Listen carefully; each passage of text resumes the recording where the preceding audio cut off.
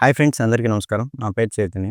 మీరు బిలో 50,000లో ఒక మంచి ల్యాప్‌టాప్ కొనాలనుకుంటే ఈ వీడియో మీకు యూజ్ అవుతుంది.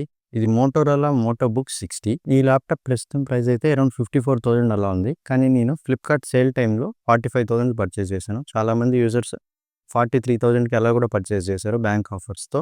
ఎప్పుడు సేల్ వచ్చినా కూడా ఈ ల్యాప్‌టాప్ బిలో 50,000కి మనకు అవైలబుల్ ఉంటుంది. నేను ఈ ల్యాప్‌టాప్ పర్చేస్ చేయడానికి మెయిన్ రీజన్ ఏంటంటే బిలో 50,000 బడ్జెట్‌లో మనకు OLED screen and Intel core series 5 210H ఈ కాన్ఫిగరేషన్‌లో దొరికే ల్యాప్‌టాప్స్ వేరే ఏం లేవు. కేవలం ఈ మోటోరోలా ల్యాప్‌టాప్ ఒక్కటే ఉంది. So, Motorola is owned by Lenovo. Lenovo వాళ్ళదే మోటోరోలా అనేది.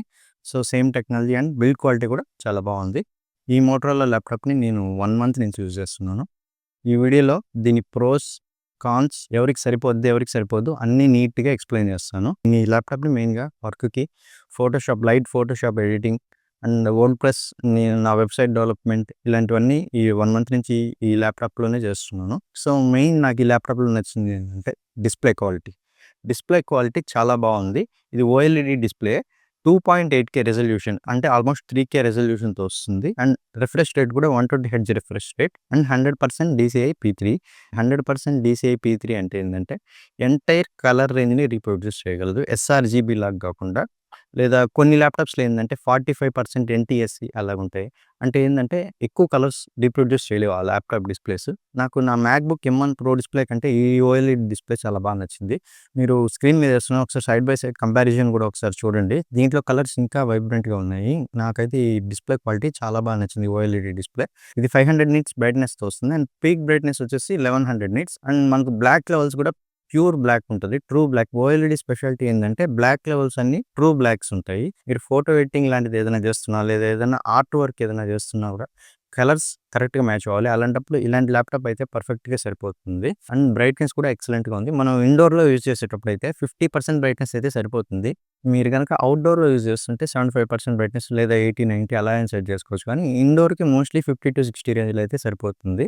సో, ఈ డిస్‌ప్లే అయితే వర్క్‌కి, ఫోటో ఎడిటింగ్‌కి, ఇంకా యూట్యూబ్ గానీ, ఓటీటీలో ఏదైనా మూవీస్ చూడడానికైతే ఈ డిస్‌ప్లే చాలా బాగుంది. నెట్‌ఫ్లిక్స్ సిరీస్ ఏదైనా చూడాలన్నా కూడా ఈ 2.8K resolution and OLED screen చాలా బాగా సెట్ అవుతుంది. అండ్ బిల్డ్ క్వాలిటీ కూడా ఈ ల్యాప్‌టాప్‌ది చాలా బాగుంది.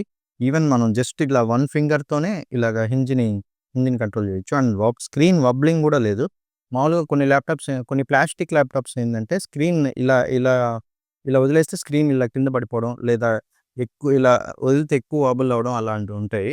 కానీ ఇది అల్యూమినియం బాడీతో వస్తుంది. అండ్ బిల్డ్ క్వాలిటీ కూడా చాలా బాగుంది. 2 కలర్స్‌లో అవైలబుల్ ఉంది. Light blue and light green. వేరే కలర్ నేమ్స్ ఉన్నాయి. కానీ బేసికల్‌గా ఏందంటే బ్లూ అండ్ గ్రీన్. చూడడానికి కూడా చాలా ప్రీమియం ల్యాప్‌టాప్ లాగుంది. అండ్ వెయిట్ కూడా తక్కువే. ఆల్మోస్ట్ 1.4 కేజీస్ అంతే. సో, ఇప్పుడు మనం పర్ఫార్మెన్స్ గురించి మాట్లాడుకుందాం.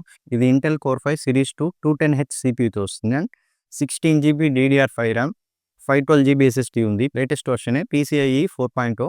Intel core 5 series 2 210H CPU ఏదైతే ఉందో దాని మాక్సిమం క్లాక్ స్పీడ్ వచ్చి 4.8 హెర్ట్జ్. అది మనం పర్ఫార్మెన్స్ మోడ్‌లోనే మాక్సిమం క్లాక్ స్పీడ్ యుటిలైజ్ అవుతుంది. బ్యాలెన్స్డ్ మోడ్‌లో అయితే అంత యూజ్ అవ్వదు. అది కూడా మనం పర్ఫార్మెన్స్ మోడ్ కావాలా, బ్యాలెన్స్ మోడ్ కావాలా అనేది కూడా మనం సెట్టింగ్స్ నుంచి కంట్రోల్ చేసుకోవచ్చు. సో, పర్ఫార్మెన్స్ మోడ్‌లో అయితే మనకు కొంచెం బ్యాటరీ లైఫ్ ఎక్కువ అవుతుంది. లేదు నార్మల్ కోడింగ్, లేదా ఏదైనా ఎక్సెల్ వర్క్, లేదా ఏదైనా ఆఫీస్ వర్క్ చేసుకునేటప్పుడు మనం బ్యాలెన్స్ మోడ్‌లో పెట్టుకుంటే చాలు. అలా పెట్టుకుంటే బ్యాటరీ లైఫ్ కూడా మనకు బాగా వస్తుంది. ఇందాక చెప్పాను కదా 16 జీబీ డీడీఆర్5 ర్యామ్ అని. అదేంటంటే డ్యూయల్ ఛానల్ మెమరీ అంటారు కదా! సో, 2 స్లాట్స్ యూజ్ చేసుకుంటుంది. ఒక దాంట్లో 8 జీబీ, ఇంకో దాంట్లో 8 జీబీ. ఒక్క 16 జీబీ ర్యామ్ ఉండడం కంటే ఇలాగ 2 8 జీబీలు ఉండడం చాలా బెటర్. 2 డీడీఆర్5 5600తోనే వస్తుంది. అండ్ ఇది ఎక్స్పాండబుల్ అప్ టు 32 జీబీ. ఈ 8 జీబీ తీసి 16 జీబీ ఏసుకొని 32 జీబీ వరకు ఎక్స్పాండ్ చేసుకోవచ్చు ర్యామ్ అయితే. అండ్ ఇది ఇంటెల్ ఇంటిగ్రేటెడ్ గ్రాఫిక్స్‌తోని వస్తుంది. డెడికేటెడ్ గ్రాఫిక్ కార్డ్ అయితే ఏం లేదు. జీటీఏ 5 చాలా రోజులు అయితే ఆడాను ఇందులో. మీడియం సెట్టింగ్స్‌లో ఏందంటే 30 ఎఫ్‌పీఎస్‌తో బానే అనిపించింది నాకు. కానీ లో సెట్టింగ్స్‌లో అయితే 40-50 ఎఫ్‌పీఎస్‌లో గేమ్ బాగా స్మూత్‌గా రన్ అయింది. కానీ ఎక్కువ సేపు మోర్ దెన్ 2 అవర్స్ అలా గేమింగ్ చేస్తే ఫ్యాన్ కొంచెం సౌండ్ చేస్తున్నది. అండ్ ల్యాప్‌టాప్ కూడా హీట్ అవుతున్నది. సో, ఇదేం గేమింగ్ ల్యాప్‌టాప్ కాదు. సైబర్ పంక్, లేదా కాల్ ఆఫ్ డ్యూటీ, లేదా ఇంకా ట్రిపుల్ ఏ టైటిల్స్ మీరు ఆడాలనుకుంటే ఏదైనా డెడికేటెడ్ జీపీయూ ఉండే ల్యాప్‌టాప్ అయితే కన్సిడర్ చేయండి. ఇలాంటి ల్యాప్‌టాప్ అయితే సెట్ కాదు.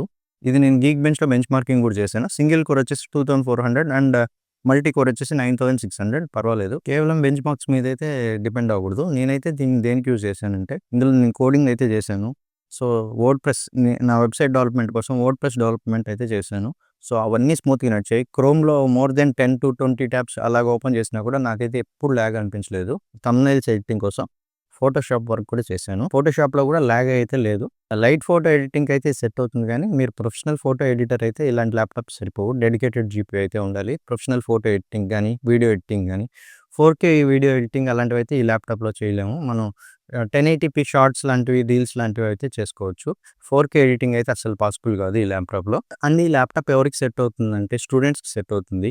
మీరు కోడింగ్ చేసుకోవచ్చు. Development like VS code software గానీ, ఆండ్రాయిడ్ స్టూడియో గానీ, Python, Java, node JS, web development ఇలాగ అన్ని సాఫ్ట్‌వేర్స్ అయితే ఇందులో రన్ చేసుకోవచ్చు. ఆటోకాడ్ లాంటి సాఫ్ట్‌వేర్, మ్యాట్లాబ్ లాంటి సాఫ్ట్‌వేర్స్ కూడా రన్ చేసుకోవచ్చు. కానీ 3D రెండర్స్, 3D సిమ్యులేషన్స్ అయితే చేయలేము. ఓన్లీ 2D వరకే చేసుకోవచ్చు మ్యాట్లాబ్‌లో గానీ, ఆటోకాడ్‌లో గానీ. ఈ ల్యాప్‌టాప్ ఏంటంటే ఆఫీస్ వర్క్ కూడా సెట్ అవుతుంది. లార్జ్ ఎక్సెల్ ఫైల్స్‌నైనా ఈజీగా రన్ చేస్తుంది.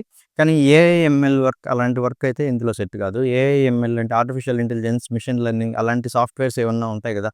ఎన్విడియా కూడా అంటారుగా అలాంటివి రన్ చేయాలంటే అసలు పాసిబుల్ కాదు. అలాంటి వాటిలన్నిటికి జీపీయూ ఉండాలి. మనకు డెడికేటెడ్ జీపీయూ ఉండాలి. అండ్ నేను ఇందాక చెప్పాను కదా! ఫోటోషాప్‌లో కూడా ఎడిటింగ్ చేసేటప్పుడు బానే ఉంటుంది. స్మూత్‌గానే ఉంటుంది.